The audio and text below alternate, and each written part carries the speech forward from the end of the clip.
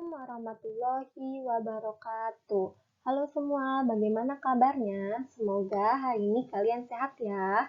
Pada kesempatan kali ini kita akan melanjutkan materi selanjutnya yaitu tentang sistem ekskresi pada manusia. Sistem ekskresi itu apa? Sistem ekskresi adalah sistem yang melakukan pengeluaran zat sisa hasil metabolisme tubuh yang tidak dibutuhkan.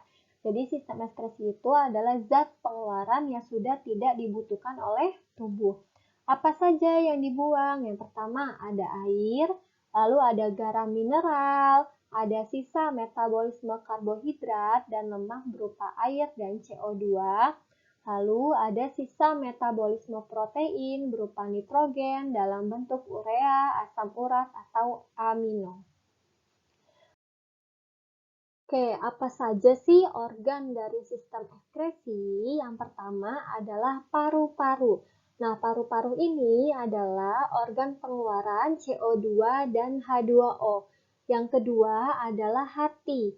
Nah, hati ini adalah organ pengeluaran zat beracun. Lalu yang ketiga adalah ginjal.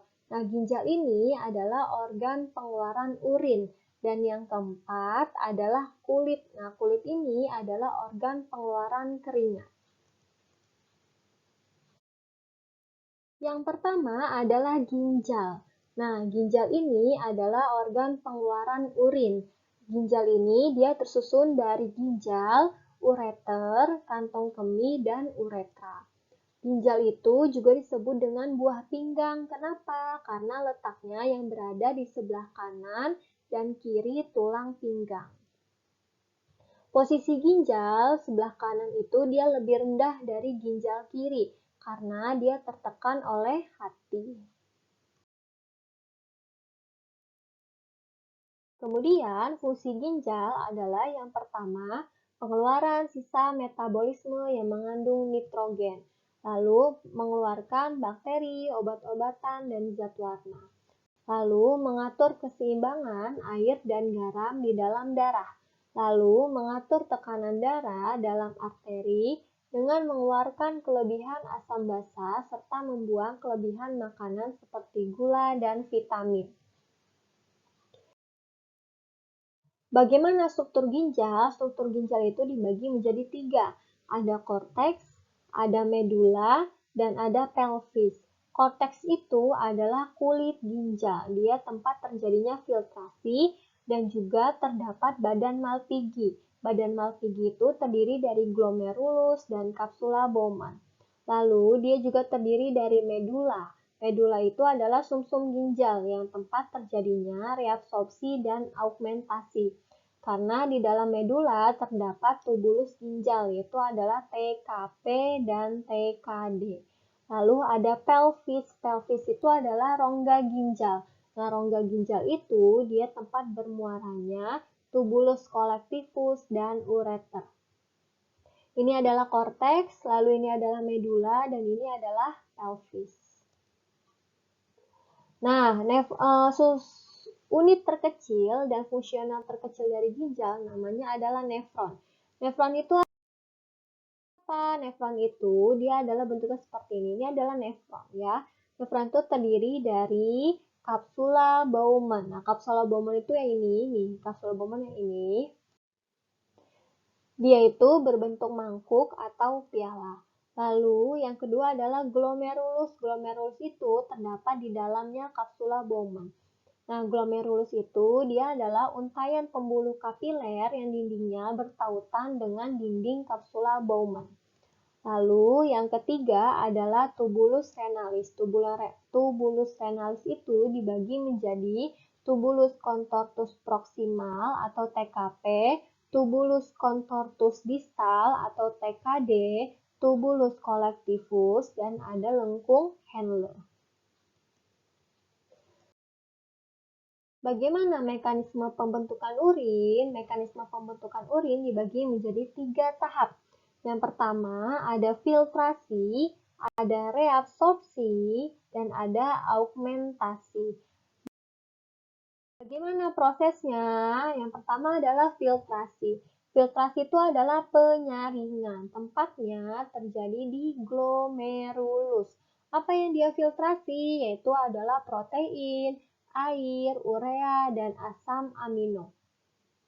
Hasilnya adalah urin primer. Lalu yang kedua adalah reabsorpsi. Reabsorpsi itu adalah penyerapan kembali. Nah, tempatnya terjadi di TKP atau tubulus contortus proximal. Yang direabsorpsi adalah air, urea, asam amino, dan glukosa. Lalu hasilnya adalah urin sekunder. Lalu yang ketiga adalah augmentasi atau penambahan. Tempatnya terjadi di TKD, tubulus contortus distal. Yang diaugmentasi adalah urobilin, H+, NH+, dan urea.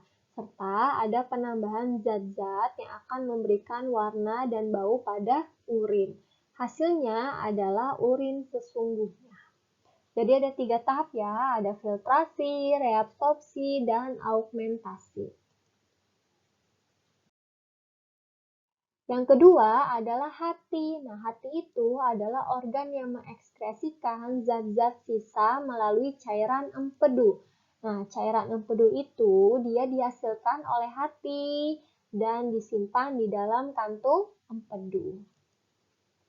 Fungsi cairan empedu adalah yang pertama mengemulsikan lemak, mengubah zat yang tidak dapat larut dalam air menjadi larut dalam air. Lalu mengaktifkan enzim lipase, membantu absorpsi lemak di usus, lalu membuang zat sisa, dan untuk mewarnai feses dan urin. Untuk mewarnai feses dan urin namanya adalah bilirubin. Bilirubin itu akan dibawa ke usus halus, lalu akan dioksidasi menjadi urobilin dan mewarnai feses dan urin. Sedangkan ada yang namanya biliverdin. Biliverdin itu adalah yang akan disalurkan ke kantung empedu dan menjadi pigmen empedu.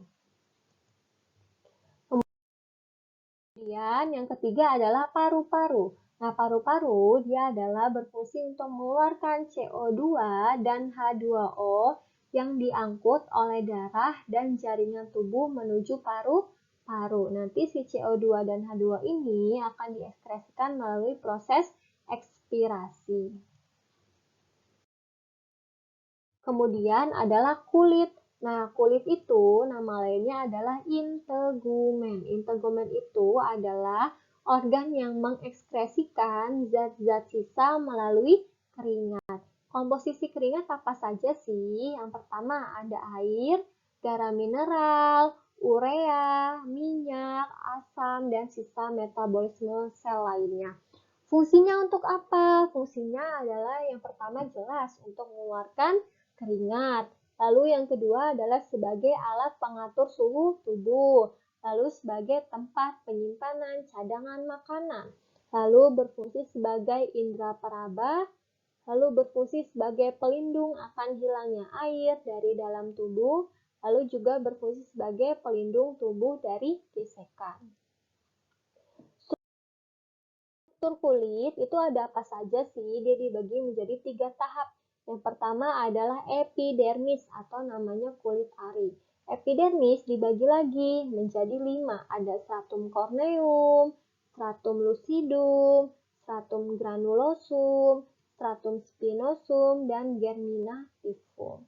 Lalu ada yang namanya dermis atau kulit jangat. Dermis dibagi menjadi pembuluh darah, akar rambut, ujung syaraf, kelenjar keringat, dan kelenjar minyak. Dan yang ketiga ada hipodermis atau lapisan subkutan yang terdiri dari kapiler darah, lapisan lemak, jaringan syaraf. Kemudian faktor apa saja sih yang mempengaruhi pengeluaran keringat? Yang pertama ada aktivitas tubuh, suhu lingkungan, terus guncangan emosi, dan rangsangan saraf simpatik akibat emosi. Mekanismenya bagaimana pengeluaran keringat? Jadi proses pengeluaran keringat itu dipengaruhi oleh hipotalamus. Hipotalamus adanya di mana? Hipotalamus itu adanya di otak. Nanti si hipotalamus itu akan memberikan rangsangan yang akan menghasilkan enzim bradikinin. Bagaimana prosesnya jika suhu tubuh kita sedang meningkat? Yang pertama itu adalah suhu di luar itu meningkat. Lalu nanti suhu darah juga akan meningkat. Kemudian akan merangsang hipotalamus untuk mengekskresikan hormon.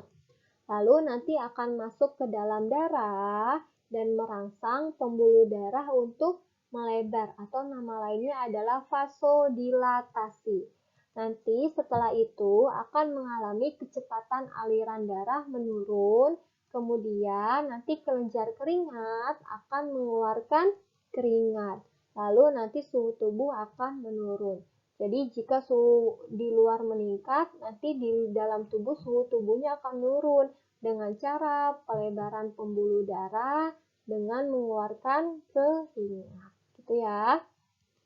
Bagaimana jika suhu tubuhnya itu dia turun?